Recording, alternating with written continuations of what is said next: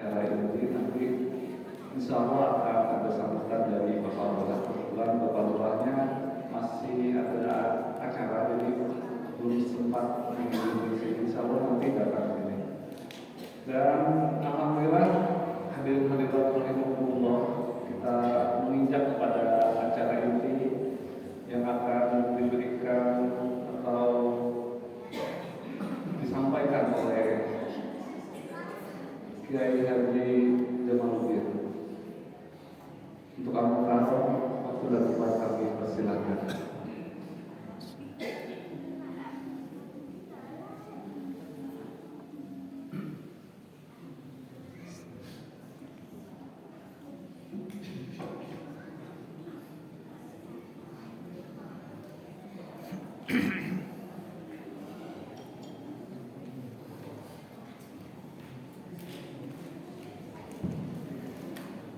Assalamualaikum warahmatullahi wabarakatuh.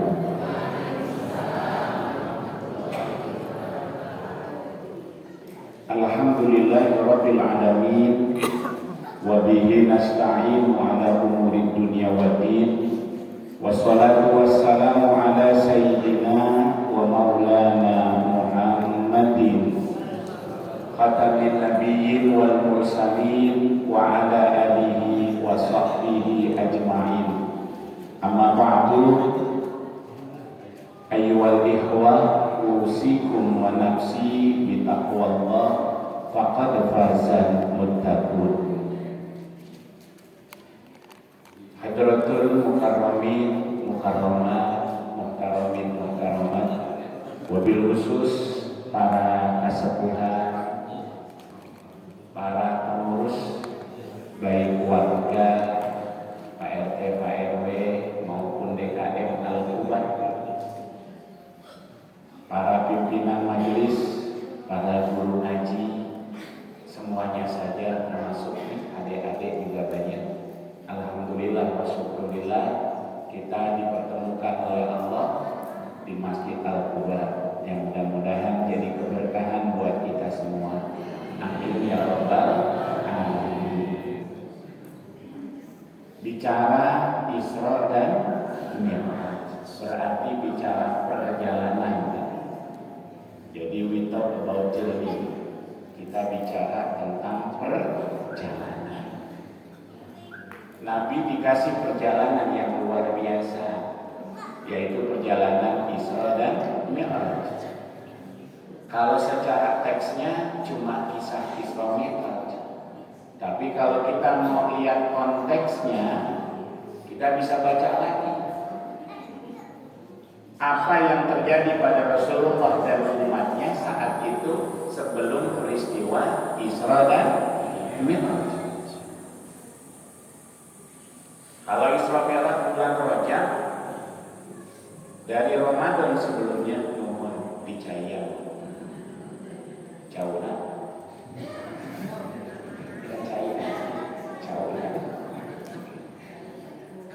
Dari bulan Ramadan sebelumnya ini sudah diuji oleh Allah Subhanahu wa Ta'ala. Dari mulai adanya boikot, umat Islam diboikot. Umat Islam yang saat itu Bani Hashim dan Bani Abdul Muthalib itu diboikot oleh orang kafir Quraisy. Bahkan gak tanggung-tanggung, sudah 3 tahun diboikot.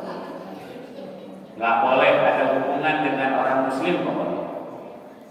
Jual beli gak boleh, pernikahan juga gak boleh, bertemu aja gak boleh. Diboikot total kaum muslimin saat itu. Bulan Ramadan mulai lagi ditambah oleh Allah. Wafat Abu Thalib. Enggak lama wafat Siti Khadijah. Ini perjalanannya Rasul. Kalau bahasa kita ngedrop semua ini. Ekonomi ngedrop. Secara keluarga juga ngedrop, pribadi ngedrop kalau bahasa kita. Masih ada andalan Bani Saqif, masih keluarga beliau yang ada di Taif. Ibu yang sudah umroh, bapak yang sudah umroh, sudah haji, pasti tahu Taif gimana. Termasuk daerah subur di bagian Mekah ya Pak ya. Mau beli buah-buahan, sayuran, ada di Taif. Siapa tahu yang di Taif saudara beliau akan membela beliau. Datang ke Taif, apa yang terjadi? Bukan disambut, tapi malah disambit. Ditimpuk sampai palanya bocor beliau, gigi gerahamnya juga copot berdarah-darah. Sudah benar-benar ngedrop lagi. Sedang ngedrop-ngedropnya datang yang ditugaskan oleh Allah jaga gunung, nawarin jasa. Muhammad, mau nggak kalau aku angkat gunung, aku timpa Taif dengan gunung? Untung nabinya bukan saya.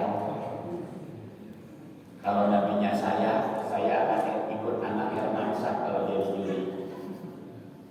Aku sih yes. Hantem pakai gunung, beres semua.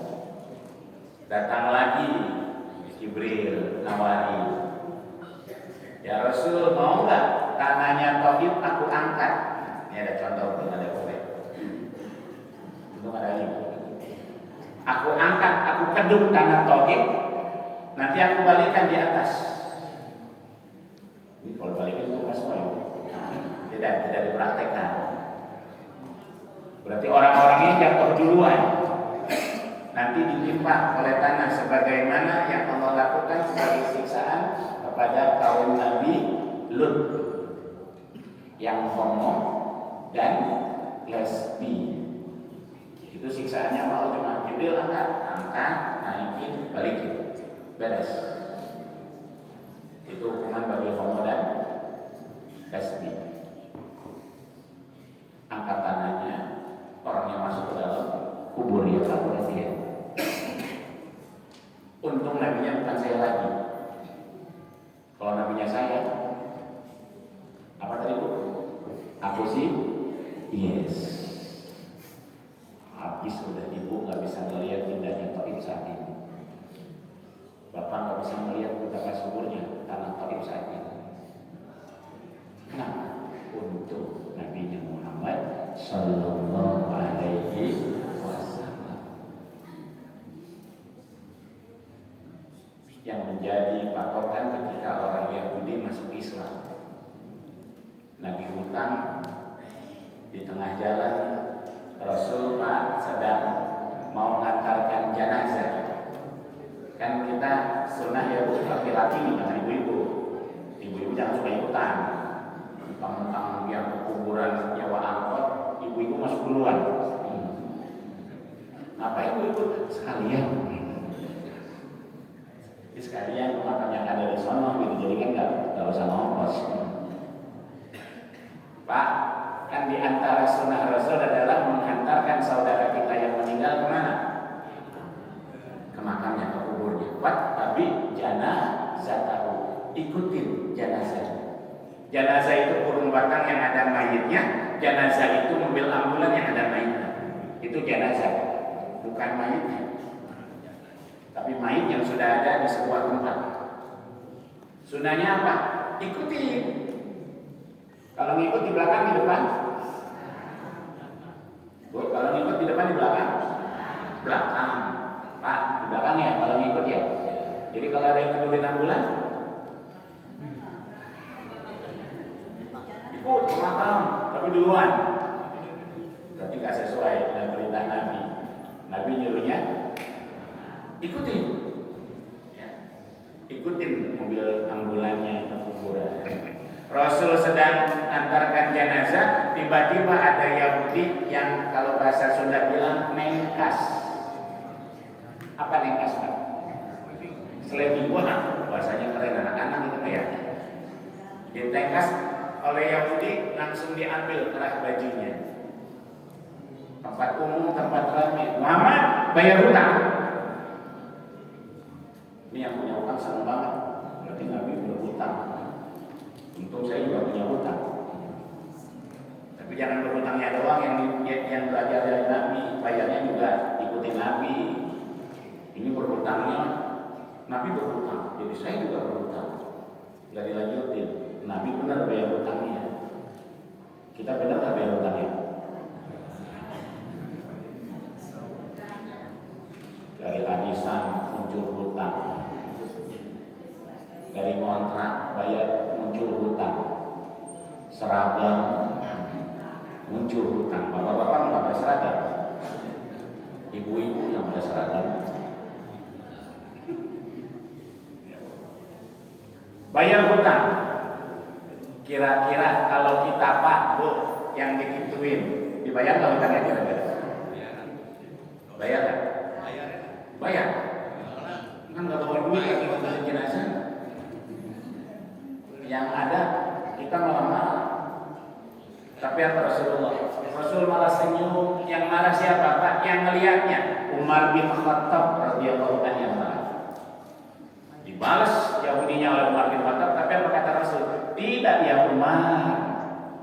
Balik lagi. Untung nabinya bukan saya. Kalau nabinya saya pasti apa? Aku sih yes. Ibu gimana?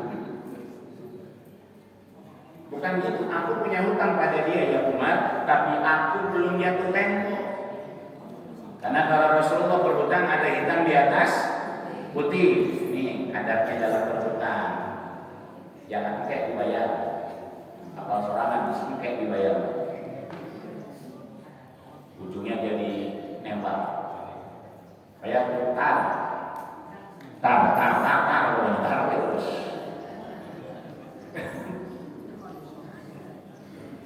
Udah ada tanggalnya jatuh temponya kapan? Ini belum jatuh tempo, dia udah nagih. Tapi aku yang punya hutang, ya Umar bayarkan dulu hutangku pada dia. Dibayar oleh Umar bin Khattab. Pak, beres udah lunas hutangnya Rasulullah SAW. Apa kata Rasulullah? Zid ya Umar. Apa zid? Tambahin. Ditambahin. Bukan riba, karena bukan dari yang punya duit mintanya, dari kita yang ditolong. Boleh, itu sunnah Nabi. Ibu dikasih modal, bapak dikasih modal 10 juta, sahabat pas kembaliin 10 juta lebihin.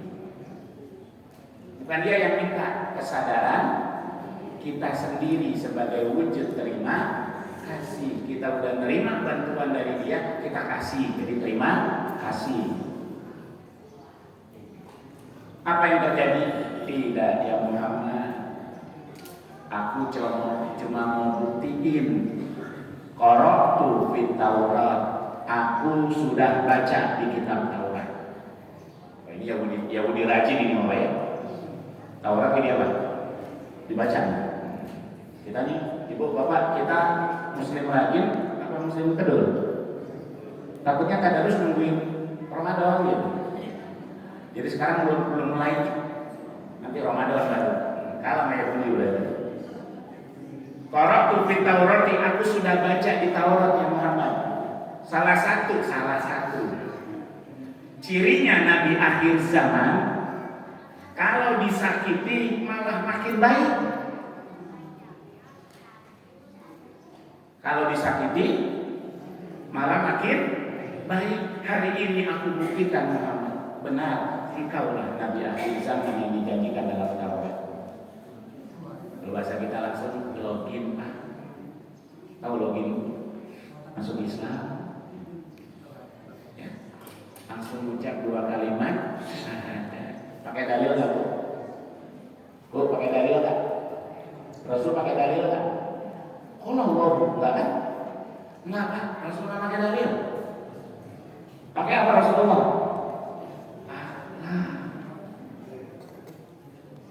Pak, makanya kalau mau ngajak ibu Pak, ngajak ibu di rumah, jangan pakai dalil. Nggak mempan sama ibu-ibu mah dalil. Bu, dengerin, nggak mempan. Mempan nggak Bu? Bu mempan nggak? Nggak mempan sama ibu-ibu, yang ada dibalikin.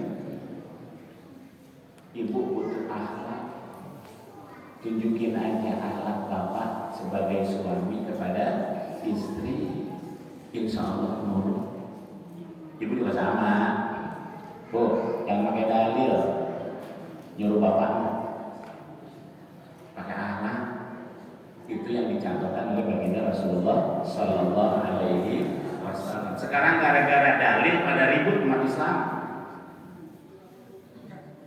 Udah jelas kebaikan, udah jelas benernya. Masih aja nanya, mana dalilnya? Akhirnya gara-gara dalil ribut. Dalilnya itu juga ribut. Bentar lagi ribut tarawih.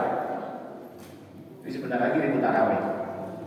Baca baik-baik, ada yang 100 rakaat, ada yang 50, ada yang 36, ada yang 20, ada yang 8. Pilih mana? Apa? Silakan. 20? Silakan. Saya yakin gak akan ada yang milih 100. Ada yang milih 100? Enggak kan? 50 juga enggak. Udah jelas dalilnya, udah jelas. Taraweh. Siapa yang gak ribut? Bukan yang taraweh, yang ribut, yang gak ribut lah. Justru yang taraweh yang ribut. Gara-gara dalil. Di kitab ini, hadis ini, riwayat ini, sahih, boleh ribut semua. Yang gak ribut siapa? Yang gak taraweh. Yang gak taraweh mah ribut, yang mancing tetap mancing.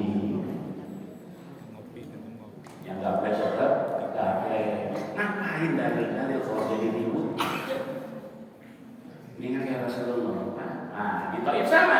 Untung nabinya Muhammad Sallallahu Alaihi Wasallam. Tidak. No. Rasul mengikuti anak Herman satu. Aku sih ya, sudah. Rasul no pokoknya. Apa kata Rasulullah sambil menghadap kiblat, angkat tangan, berdoa. Jadi boleh nggak dalam angkat tangan? Boleh nggak dalam angkat tangan? Boleh. Ustaz, saya mah nggak mau ngangkat, ya terserah. Yang penting boleh nggak? Boleh. Jadi kalau boleh, jangan dilarang. Orang yang berdoa untuk mengangkat tangan. Pak Lurah datang, wilujeng sumping Pak Lurah.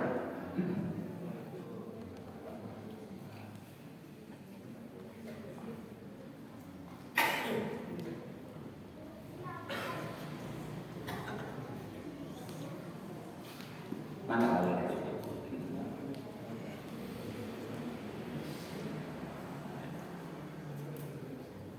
Ketemu di Halo Bogor.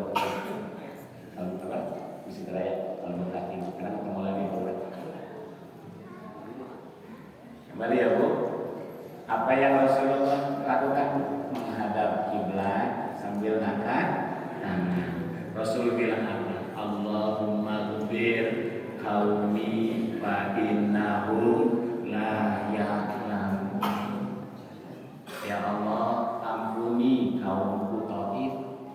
Mereka begitu la ya'lamun. Mereka belum tahu ya Allah. Kalau nabinya bukan beliau habis itu Taif. Untung nabinya Muhammad Sallallahu Alaihi Wasallam. Udah berdarah-darah, udah segala macam, malah minta diampuni ya Allah. Ya Allah, ampunin mereka ya Allah. Entah kalau kita mah beda dikit aja berantem mulu. Udah berantem mentok si Amr bin Amr. Jauh banget dari Allah Nabi Muhammad Sallallahu Alaihi Wasallam. Apalagi udah mulai kafir kan.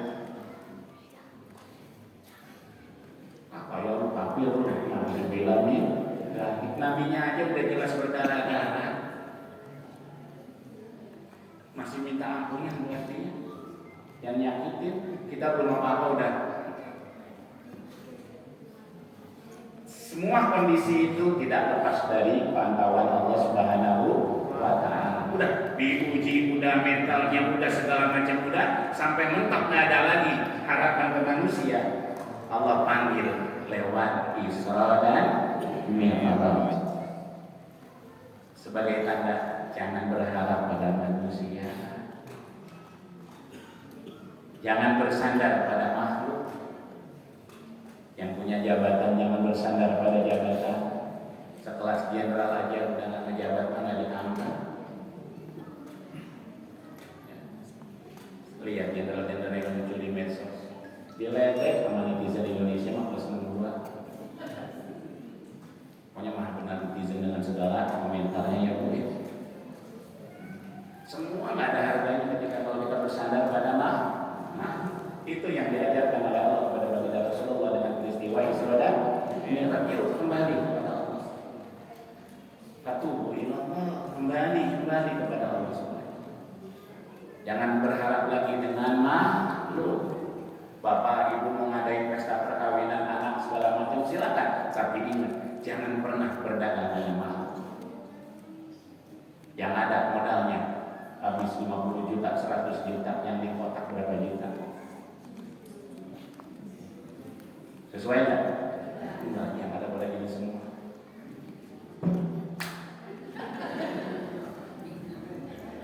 Apa? Siapa suruh berdagang dengan makhluk? Jangan berdagang dengan makhluk. Nyari keriduan makhluk mah gak habis-habisnya. Di daerah sini orang meninggal nggak dihajiin di makam, di sini mah dihajiin, berarti urusan makhluk ini mah. Kalau urusan Tuhan nggak mungkin beda. Maksain, nganjuk, ngutang. Udah kemusibahan, ngutang juga. Yuk, ini urusan makhluk. Kembalikan lagi ke asalnya. Yuk, aturan Allah dan Rasulnya gimana? Insya Allah, hablum minallah mah lebih mudah Bu daripada hablum minannas. Berangkat Rasulullah dijemput oleh Jibril. Ternyata dalam cerita kisah Isra Mi'raj juga terjadi perbedaan. Kita terima dua-duanya. Ada yang bilang Nabi sedang dihijir Ismail. Di depan Ka'bah ada tuh kayak tembok pendek ya. Nah, itu hijir Ismail. Ada yang bilang saat itu Rasul ada di Ummu Hani, sepupunya beliau, wanita yang mencintai Rasulullah tapi tidak jadi istri Rasulullah. Wanita yang dicintai oleh Rasulullah tapi tidak jadi istri Rasulullah. Dia tidak mau dilamar oleh Rasulullah cuma satu, takutnya sanggup jadi istrinya nanti. Karena tanggung jawabnya luar biasa. Masya Allah, itu umum hanya. Tapi cintanya pada Rasul jangan ditanya. Ada yang bilang saya itu sih, jangan ribut masalah perbedaannya, lihat hasilnya aja. Hasilnya sepakat semua. Isra Mi'raj hasilnya apa Pak? Bu, sholat yang 5 waktu. Kita mau bicara tentang perjalanan. Rasul berjalan dari perjalanan Rasul dari Masjidil Haram ke Masjidil Aqsa, dari Masjidil Aqsa ke Sidratil Muntaha. Yang nganterin nggak boleh masuk mustawa. Mustawa lagi ada namanya Qoba Kausaini au adna. Bukan soal tempat. Ini tentang Allah Qarib. Allah itu dekat. Bahkan disebut aqrabu min hablil warid, lebih dekat daripada urat leher. Kitanya yang menjauh. Allah nggak pernah berubah. Kita yang selalu berubah. Sholat aja berubah dulu. Kadang betah, kadang tidak. Seringan mana? Seringan betah, seringan tidak.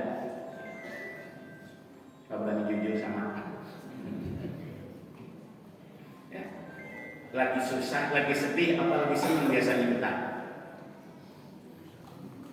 Ayo Pak, lagi sedih, lagi susah, apa lagi senang? Betah sholat. Wiridal, baca Quran sambil nangis.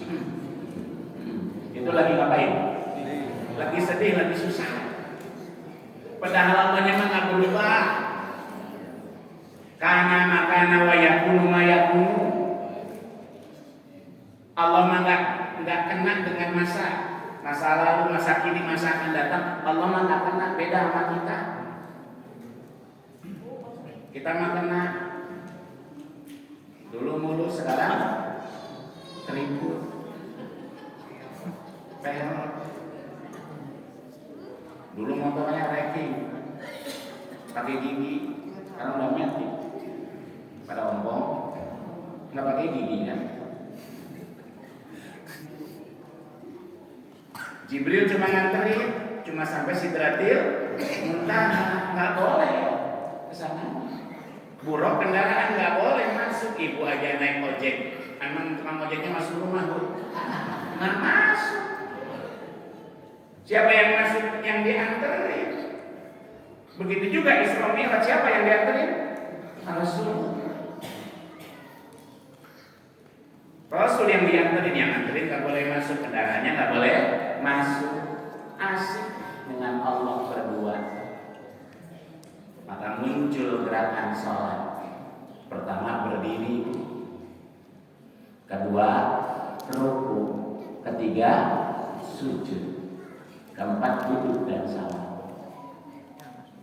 Rasul sampai duduk dan salam, beres. Ketika berdiri, ini simbol Pak, buat kita semua, ambil hikmahnya. Itu kenapa Iqra 2 kali disebut dalam surat Al-Alaq. Iqra bismi rabbikal ladzi khalaq. Itu melihat di fisiknya aja, luarnya aja, sekilas aja. Iqra wa rabbukal akram. Baca lagi. Jadi jangan baca lahirnya doang, baca batinnya. Diri dalam sholat bukan sembarang diri. Ini lambang Pak. Kita mau manteng ke Allah, pengen lupain selain Allah. Kodenya Allahu Akbar.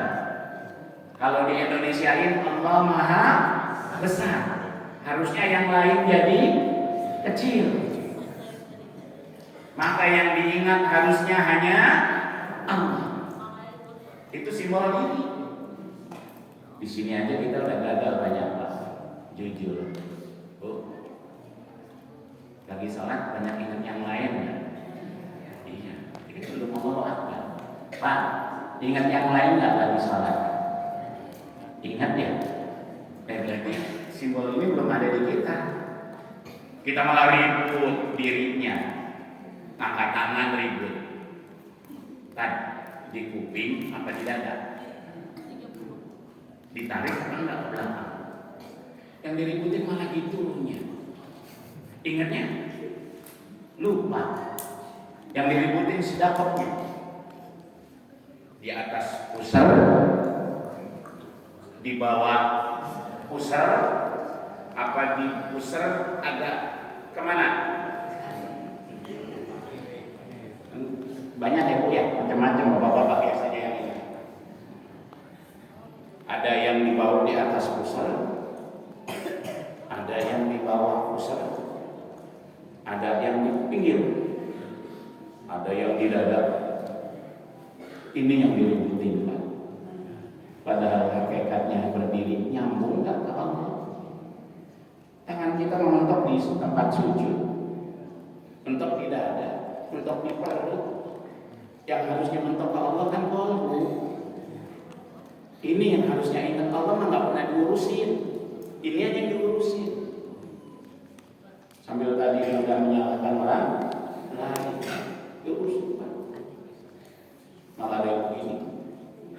Allahu Akbar, pikir lagi. Kalau masih ribut, saya membela ibu-ibu. Ibu-ibu nggak pernah ribut soal itu Pak. Ada yang ribut kan ibu-ibu? Pak, ibu-ibu ribut nggak soal gini ya? Enggak, kenapa?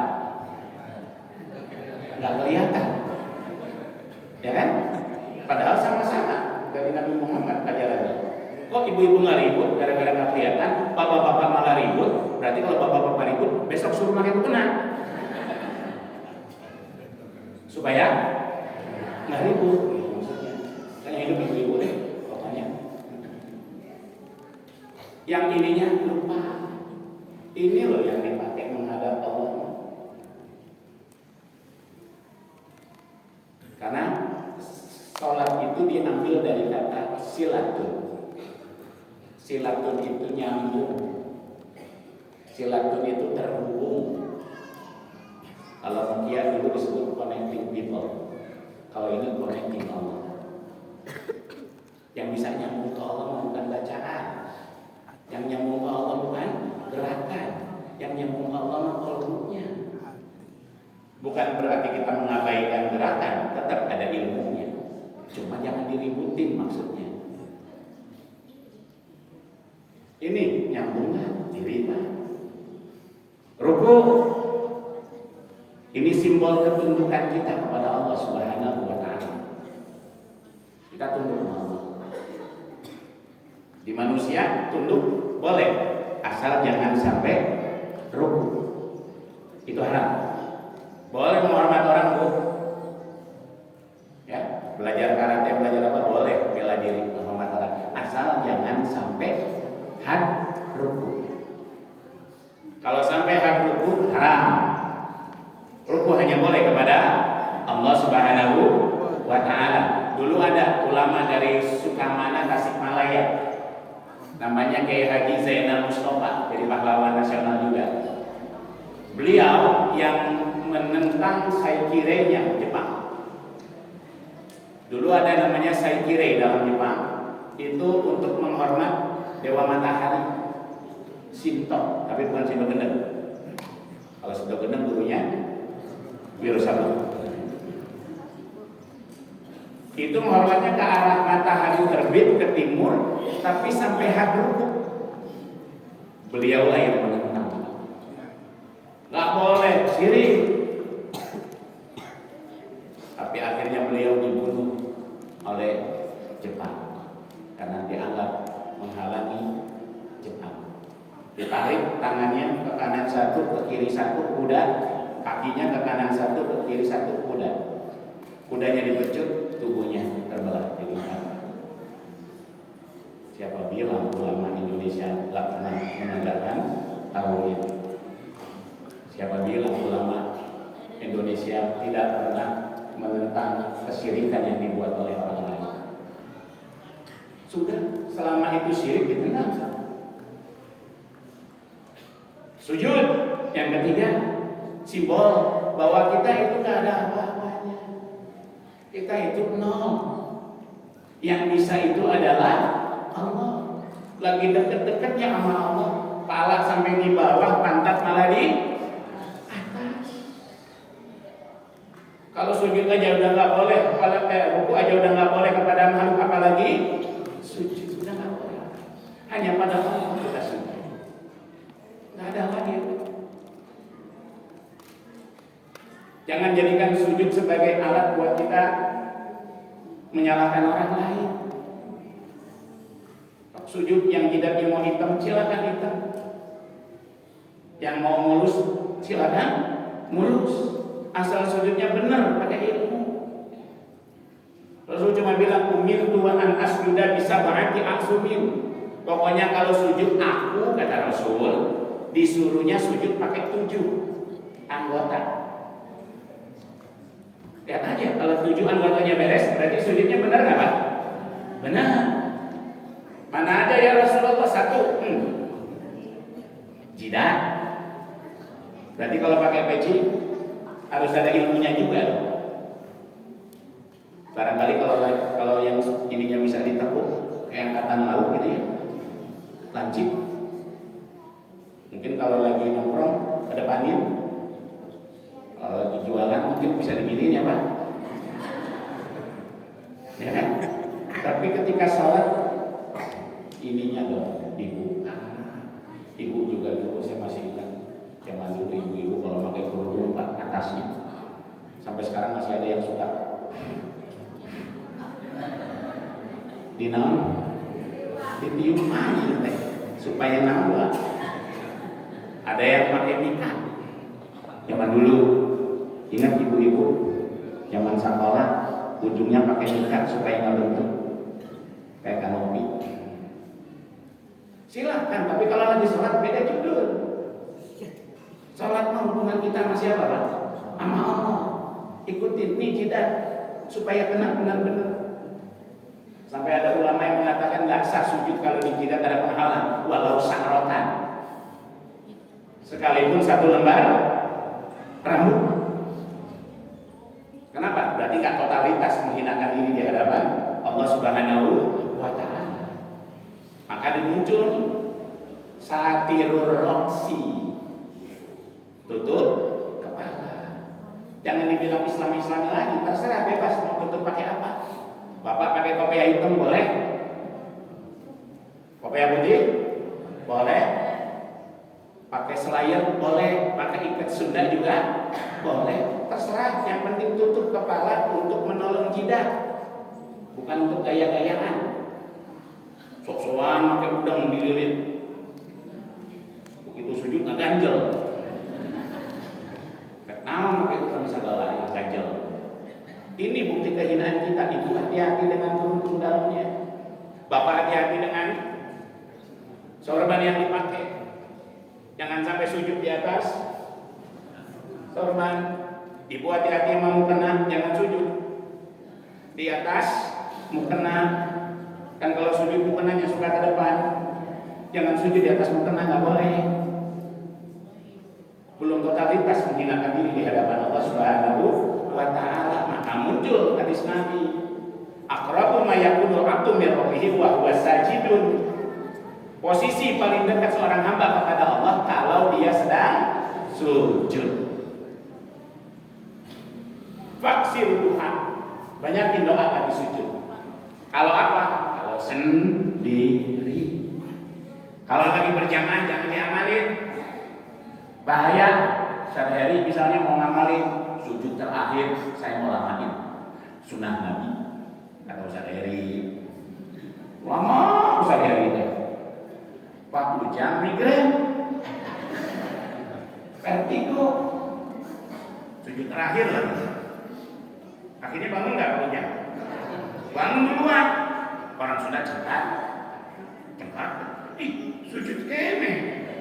Kalau Pak Ujang nggak tahu ilmunya, sujud lagi pasti. Sujud lagi. Berarti berapa kali sujudnya? 3 kali. Batal salatnya. Tapi kalau tahu udah kepalang duluan. Apa? Tungguin aja. Itu mudarat kalau amal pribadi dibawa ke sosial. Yang khusus pribadi lakukan buat pribadi. Kalau buat berjamaah lakukan buat berjamaah. Makmum juga sama. Buat pribadi. Jangan sampai imam udah Allahu Akbar, at-tahiyatul mubarakatuh shalawatul masih sujud aja di makmum. Itu makmum egois. Kenapa? Pak, Bu, punten, amalan pribadi jangan dibawa ke umum. Jadi fitnah, bahaya. Sholat lama silakan. Rasul juga sholatnya lama, kata Siti Aisyah. La tas'al an tulihinna wa husnihinna. Kita ketika ada yang nanya gimana sholatnya Rasul, jangan tanya lamanya, bagusnya. Berarti di mana? Siti Aisyah melihat ibu di rumah, bukan di masjid. Sampai bengkak kakinya di rumah, sholat sunnah, bukan di masjid, bukan di umum. Begitu di umum kata Rasulullah, falyukhaffif. Kalau kamu jadi imam di 1 tahun, falyukhaffif, ringanin salatnya. Dibuat para hafiz punten. Ya, lihat makmum kata Rasulullah. Di belakang kamu siapa aja. Ya gitu. Ada ini kalau yang kayak gini ya. Ada yang pengen kerja, ada yang kakinya udah keseringan makan urat, asam urat. Jadi jangan lama-lama. Makanya orang tua dulu baca suratnya nggak ada yang panjang-panjang. Ya Allah, sampai dapat jadi idola itu imamnya cool. Menang cool, seorangnya kuliah bacaan anaknya. Kayaknya kalau bacanya kuliah dulu nggak ada dan niat pengen nyombongin diri. Tapi Tuhan, kalau baca kuliah dulu kayak niat nyombongin diri kita maknya. Ayat pandai hafalan. Lebih mulus tuh. Bacaan kalau di umum baca yang ringan itu lebih mulus di sininya. Nggak ada niat pengen pamer. Begitu pamer. Bapak Jawa Timur, rek pamer mau apa? Sarung. Rek pamer mau apa? Mau 1 juta umat. Ya kan? Yang ada peluang pamer apa tuh Ustaz Heri? Pak Lurah BHS.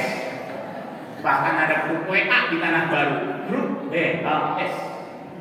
Saya nggak masuk, karena saya selalunya pamer. Pamer. Kalau balik mah, kenapa ujian mah merek sarung? Pasti mahi. Pasti mahi. Logo orang kan? Kalau pakai baju suka salah, kurang X. X-nya kurang. Ya, pakai celana cangkengnya atau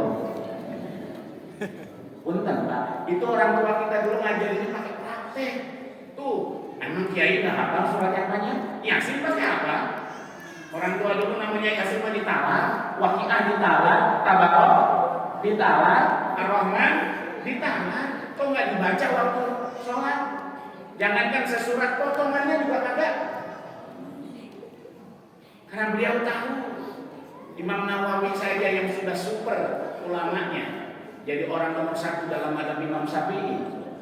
Beliau memilih satu surat full lebih utama daripada potongan surat. Biar kita makin tahu, ini orang tua loh. Siapa bilang mereka nggak pakai dalil? Satu surat full habis lebih utama daripada sepotong surat. Kuliah satu surat, satu surat. Bapak kalau baca Al-Baqarah sa'ain sasurat. Ayo sholat sa'ain sasurat paling. Sa'ain. Sa'ain ini milik pondok. Aina. Jadi cara ibu-ibu yang baca Quran kan ningali ain jelas. Aina lobat. Punten. Baru jangan asik dengan Allah saja. Bangun. Tahiyat, tasyahud, salam. Kembali lagi kepada sahabat-sahabatmu, kembali kepada kerabatmu. Artinya hubungan ritual kepada Allah salat sehebat-hebatnya nggak boleh melupakan urusan sesama manusia. Karena urusan kepada manusia lebih sulit, lebih rumit daripada urusan kepada Allah Subhanahu wa Ta'ala. Ibu mau hajat tadi gede-gedean pesta berapa ratus juta habis, tetap di komen sama yang datang. Sangguna beang. Daging ngomong kurang asik, dagingnya lihat. Ngasih souvenir, omong. Souvenir nukil. Mau beres-beres? Oh, Pak Lurah juga ngadain acara di kelurahan. Udah sempurna cek Pak Lurah. Yang ada bilang, Lurah teh kumaha sih? Tetap diomong. Tapi urusan asal tadi sujud cidar bener nih, jangan diginiin, waktunya dibuka, ibu-ibu mah apa, bapak-bapak mah ada apa, longgar, sikutnya, sunahnya diangkat, jangan digolerin, mau bapak mau ibu, jangan digolerin, kan ada yang sujud gini, nggak apa-apa, ini mah sunah. Sunnah mah pilihan, jangan ribut. Ini sunnah, pakai peci sunnah Pak. Ya, para fuqaha mengatakan kalau sholat nggak pakai peci makruh. Karena Rasul pasti pakai apa? Tutup kepala. Yang belum pakai peci awas. Nggak ada peci gini zaman Rasul. Pakai peci sih karena Rasul. Cuma Rasul pakai peci. Bukan, Rasul pakai tutup kepala. Jadi buat laki-laki sunnah pakai ini. Ikutin Rasul pakai tutup kepala. Zamannya Rasul Indonesia pakai tutup kepala gitu. Tukang sayur aja sampai sapu tangannya yang panjang ini. Yang tahu mah tepira pakai sapu tangan demi ikutin sunnah Rasulullah. Kita yang kaya malah gundul lagi. Ya, mahal-mahal yang 10.000 ada. Ada keluar OP 10.000 ada, bahkan ada yang sayang saking sayangnya ininya sampai merah-merah boya hitamnya, tapi di bawah sholat luar biasa. 4 lutut, insya Allah lutut gak ada yang berantem, sama semua lutut ya Pak ya. 6 dan 7 mana? Ujung jari kaki. Jadi selama yang 7 ini beres sujud kita. Nikmati sama Allah. Kalau jadi makmum batasin, jadi imam batasin. Kalau sendiri bebas. Abdi mas orang tak sujudna lain sujudna akhir kumpul lilate. Tiap sujud dililakeun. Mantap. Kata Rasulullah RW, "Fal yutawil ma syaa." Dilakeun kumaha maneh we. Ari sorang. Ari sorangan so. Rasul mah kalau imamin paling ringan kata para sahabat. Semua sahabat dari level nenek-nenek, kakek-kakek, anak kecil, bapak-bapak, ibu-ibu, anak muda, semua suka kalau imamnya Rasulullah. Sholat apa berarti Pak? Fardu berjamaah. Tapi kalau sholat sunat sendiri sampai bengkak kata Siti Aisyah. Saking apanya Bu? Lama, saking banyaknya. Jadi ngimaman herek tersorangan dina Rasulullah. Urang. Ada urang?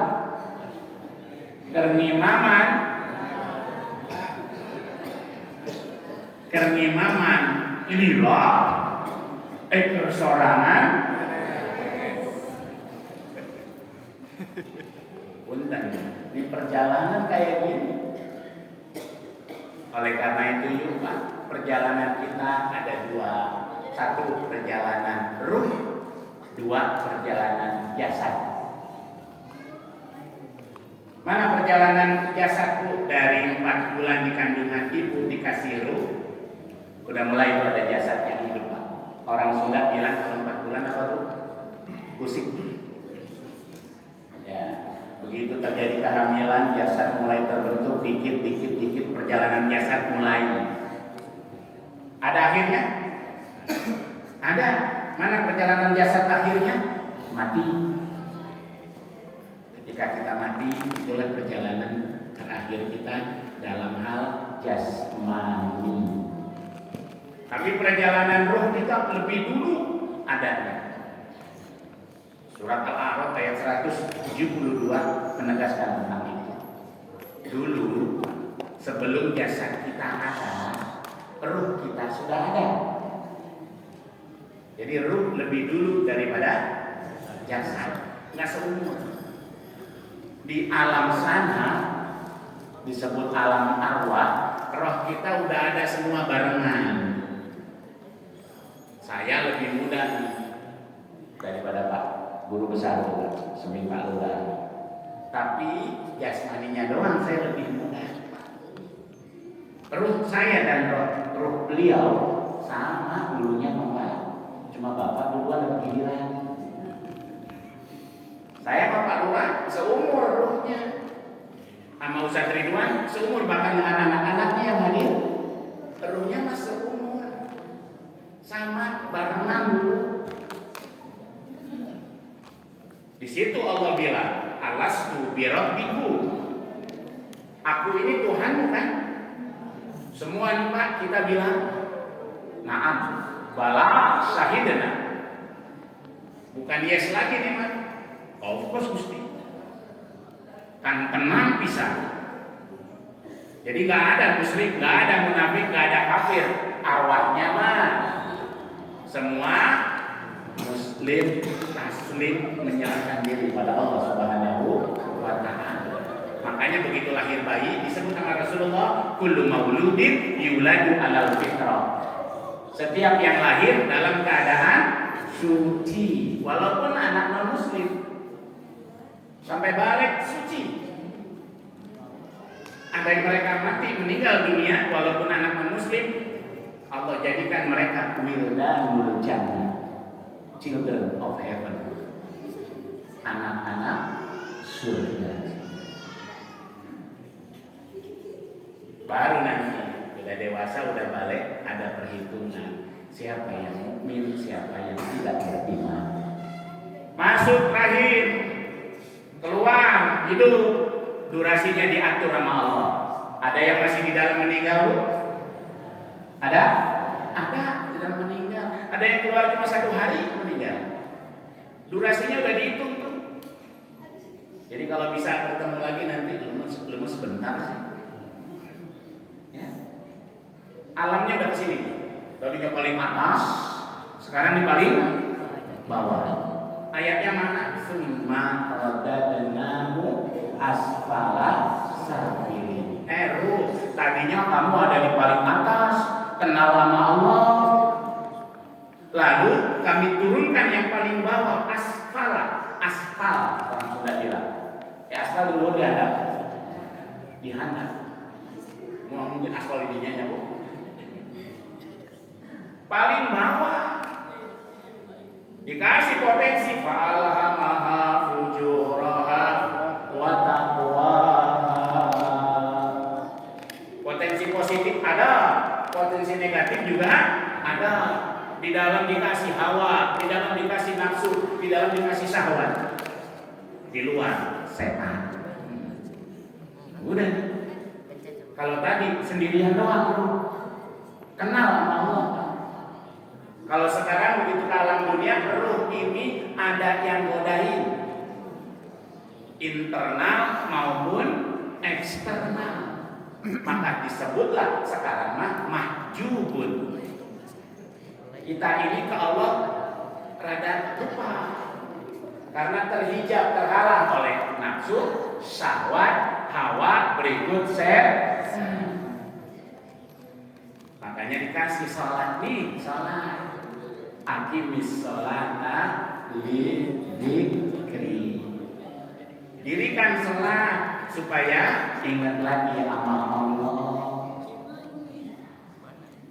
Ustaz, siapa yang ingat Allah? Mulut sibuk bacaan, tangan sibuk gerakan.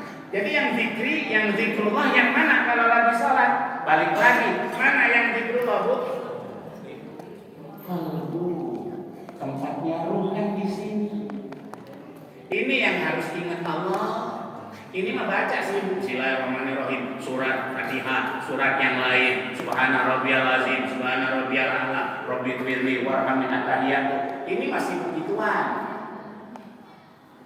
Tangan sibuk, gerak-gerakan segala macam, badan juga sibuk. Mana yang harus terus panteng ke Allah harusnya?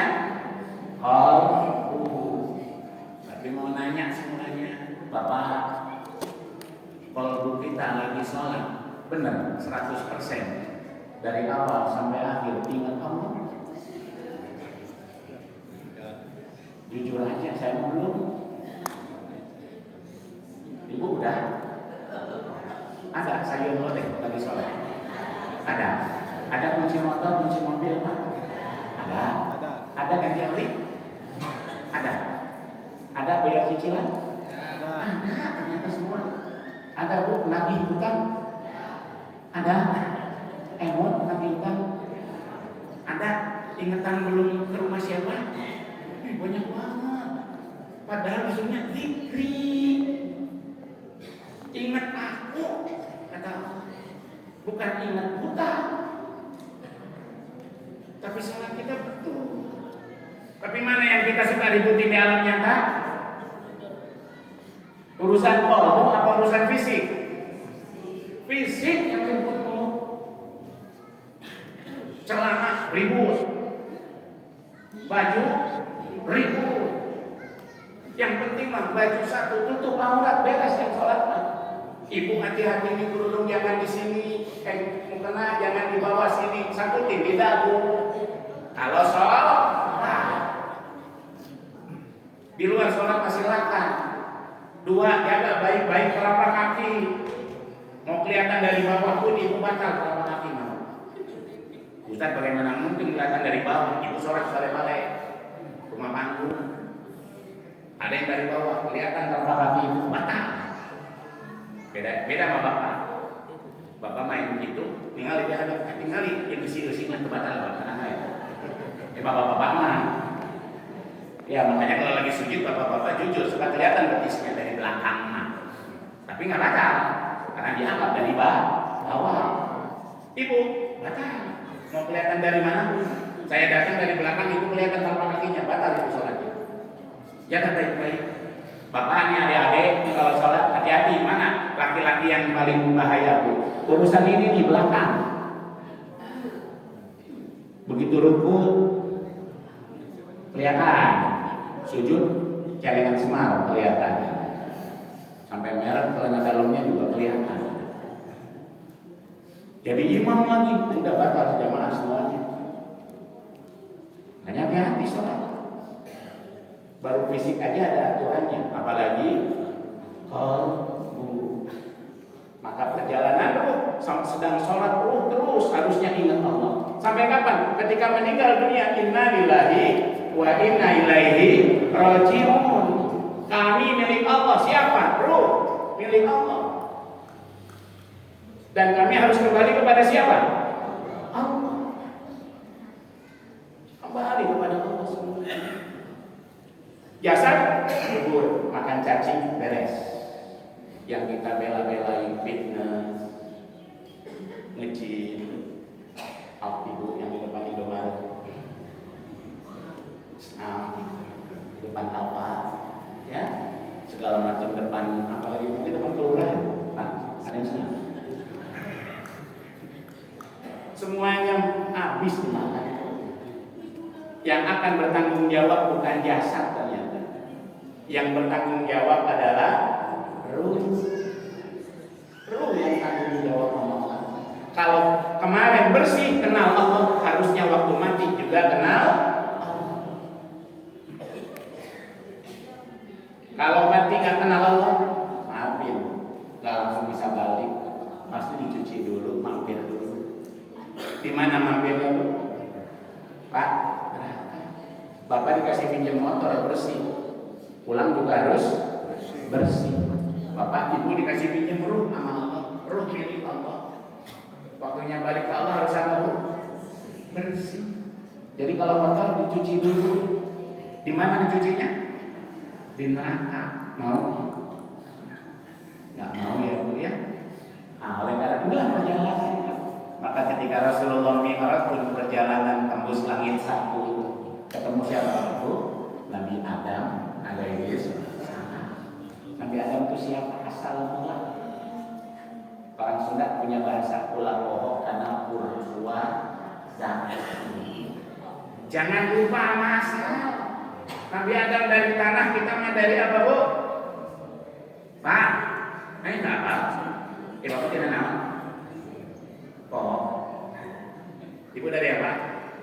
Air mani. Sok botolan air mani dijual aku muat. Walaupun nggak najis, ada di sarung, ada di mukena, sah sholatnya, tapi kan jijik air mani. Kita dari air mani, jangan lupa. Jangan sombong. Bisa ibadah jangan sombong, bisa haji jangan sombong, tetap yang balik mah kita air mani. Itu kenapa yang langit pertama Rasulullah ketemu siapa? Nabi Adam alaihi salam. Sih ingat karena berwadaksi. Orang yang ingat asalnya nggak akan sombong sama ibadahnya. Saya dong masjid mulu, nggak ada dari itu. Saya dong ngaji. Ya, kalau ada yang sombong gitu langsung balas. Tahu deh seragamnya banyak. Ibu-ibu, karena ibu kalau sudah senang ngaji itu bukti Pak, tanda bahwa seragamnya banyak. Karena Senin nggak akan dipakai ke Selasa. Selasa nggak akan dipakai hari Rabu. Ini hari Minggu ya, ini seragam Minggu. Seragam Minggu. Langit kedua ketemu siapa? Nabi Isa dan Nabi Yahya alaihi wassalam. Apa? Nabi Yahya, Nabi Isa simbol zuhud, simbol orang yang bersih hati. Kalau mau kembali kepada Allah, hati. Dinyanyiin jagalah hati di masjid. Mau dinyanyiin jagalah hati punya hati, punya kisah lalu kemana lagi.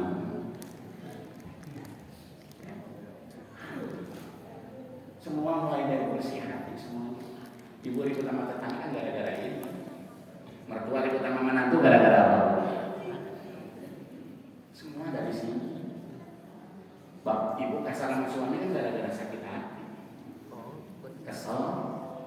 Makanya rada kasar, nyimpen gelas juga sampai bunyi. Akhirnya bapak lebih baik ke warteg. Kenapa? Pakai senyum.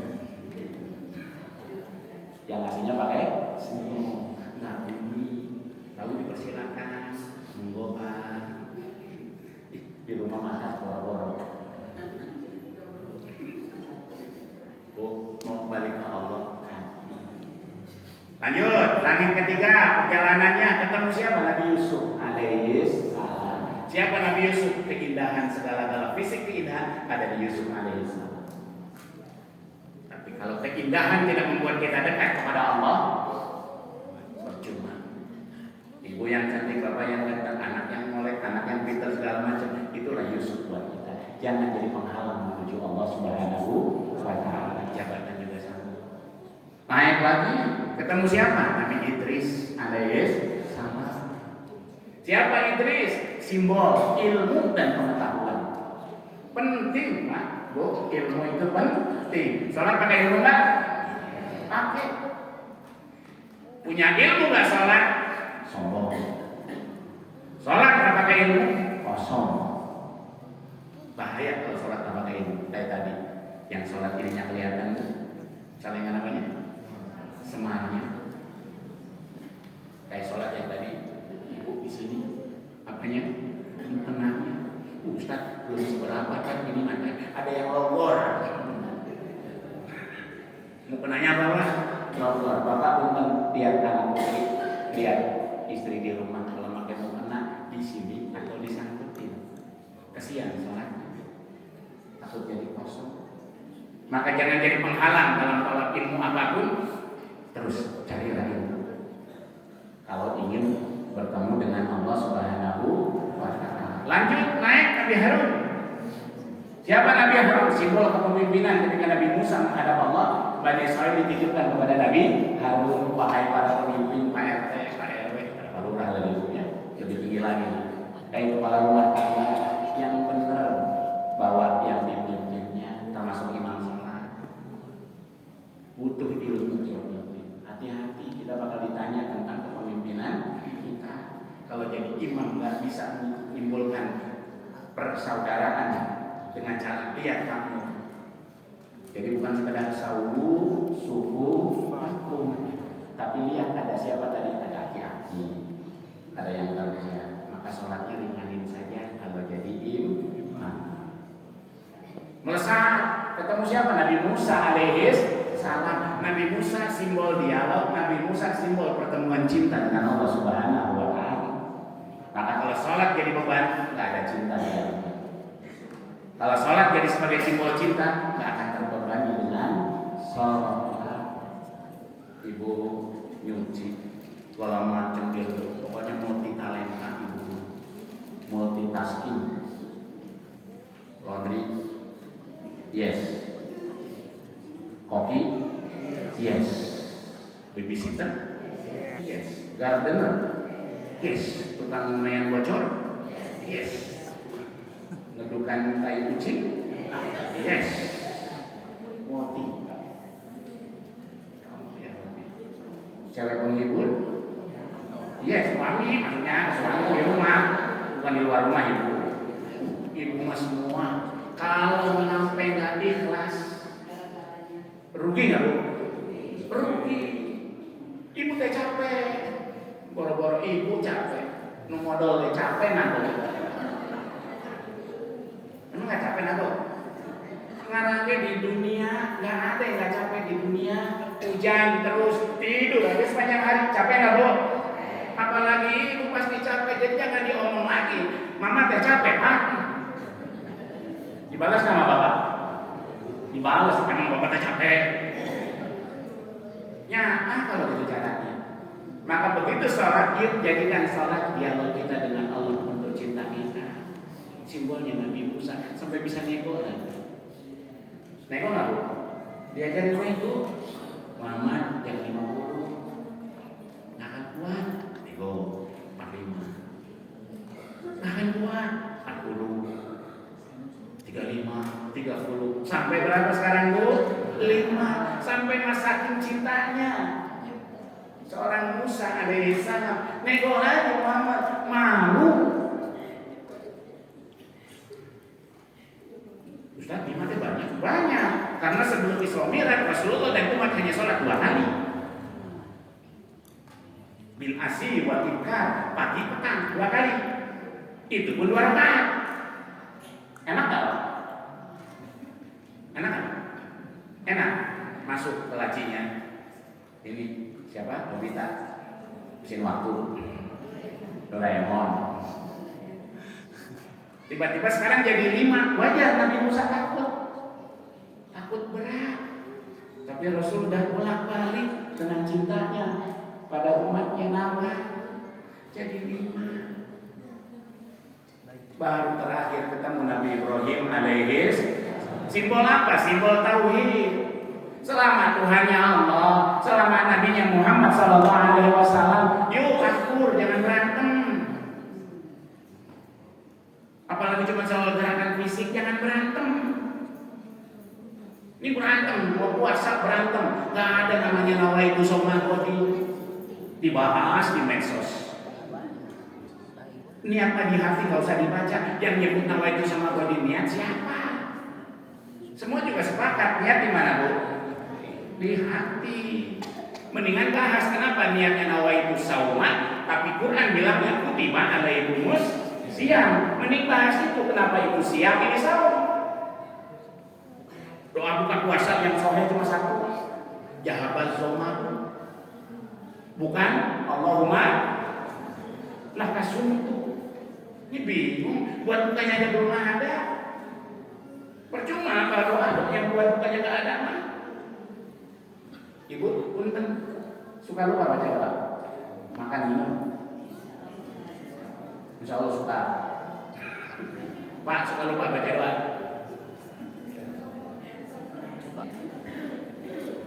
Yang benar bukan Bismillahirrahmanirrahim, Bismillah, nggak pakai Ar-Rahman, nggak pakai Ar-Rahim, itu aja dibahas. Bahas makanannya dong. Lihat yang keracunan bukan gara-gara doa dia MBG. Yang keracunan MBG gara-gara doa apa gara-gara makanannya, Pak? Makanannya yang dibahas dong. Kapan kita berbagi dengan sesama? Malah bukan doanya. Jujur kita malah sering lupa nggak baca doa. Iya enak banget loh. Bapak ngopi dibikinin ibu. Gimana Pak? Akhirnya kalau ngopi untuk ada teriakan. Wah, gitu ya. Kata ibu apa? Bismillah Pak. Astagfirullah, lupa Bu. Malah gini, yuk yang gitu-gitu nggak usah. Di puncaknya semua adalah tauhid. Selama tidak memusyrikan Allah, selama tidak menghina Nabi Muhammad SAW, weekend itu April, kamu aku adalah teman. Islam bilang ukhuwah, yuk bersaudara. Yang ngacungnya dari awal, yang ngacungnya gerak-gerak duluan, yang ngacungnya sekali paskil, lama. Yuk bahkan yang nggak ada telunjuknya, ya kan untung. Kan nggak ada telunjuk berarti kan? Udah biarin, yang penting sholat. Yang mau pakai celana panjang, ayo. Yang pakai sarung, ayo. Semua saudara. Yang tahlilan, ayo. Saya nggak tahlilan, ya nggak apa-apa. Pokoknya kalau diundang, datang. Dikasih, terima. Nggak suka, kasih yang lain lagi. Enak Islam mah. Asal mau sadar diri tadi, jangan lupa dengan asal. Ibu yang orang kaya asalnya air mani, yang miskin juga air mani. Oke, Bapak Ibu yang Allah muliakan, dari terakhir, mari sama-sama kita renungkan sholat kita selama ini biruhin atau bilaruhin. Sholat kita ini ruhnya ikutan sholat atau badan doang. Tinggal jawab masing-masing. 2, sholat lebih banyak ingat Allah atau lebih banyak ingat yang lain? Kalau masih banyak ingat yang lain sampai lupa rakaat, dua fil. Ya.